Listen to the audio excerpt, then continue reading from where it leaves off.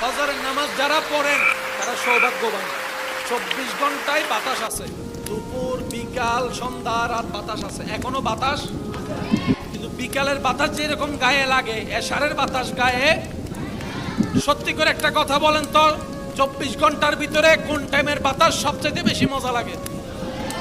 ফজরের নামাজটা পড়ে যখন মুসল্লি মসজিদ থেকে বের হয়, আকাশে সূর্য নাই, আলো আছে। ওই আলোতে যে বাতাস শরীরে লাগে, নিজের মনকে প্রশ্ন করেন, আপনার মন উত্তর দিবে 24 ঘন্টার যদি তুফানের বাতাসও থাকে, ফজরের বাতাসের মতো স্মুথ, মিষ্টি, মধুর, আদরের, মায়ার বাতাস 24 ঘন্টায় আর কখনো দেখা যায়? চিকিৎসা বিজ্ঞান বলে ফজরের টাইমের ওই বাতাস যার শরীরে লাগবে, যার ব্রেনে লাগবে, এটা শরীরের জন্য ভালো, ব্রেনের জন্য ভালো।